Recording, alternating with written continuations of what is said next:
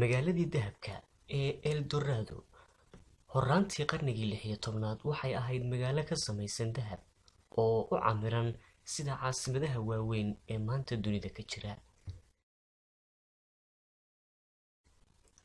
bartamihii qarnigii 16aad waxaa loo doortay in uu boqor noqdo Diego de Ordaz, inkastoo uu culays ka saarnaa boqortooyadii Isbaanishka oo rabtay in ay la wareegto magaaladii dahabka ka samaysnayd ee Eldorado.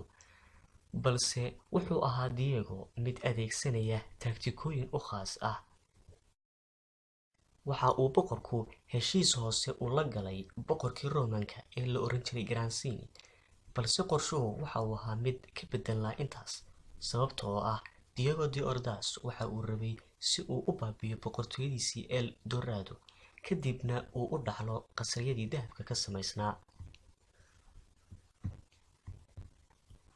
3 sannadood kadib waxaa weerar soo qaaday boqortooyadii Isbaanishka. sidii heshiisku ahaana waxaa difaacay boqorkii Roomaanka ee Granacini. kadib markii uu dhammaaday dagaalkaasi, waxaa dhacday arrin mucjiso ahayd oo ah in ciidamadii Roomanisku gudaha ay u soo galaan magaalada oo ay qudha ka guraan dhammaan shacabka iyo madaxdii dowladda si ay hantida ay u qaybsadaan Granacini iyo Diego de Ordaz.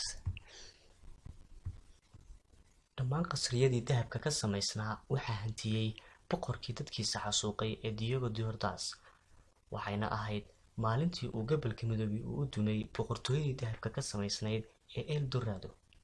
magaaladaasina maalintaa wixii ka dambeeyay waxay noqotay goob saxara ah oo lama degaan ah. sheekooyinkaas taariikheed ee magaaladaasina waa kuwo markasta lagu xuso buugaagta taariikhda.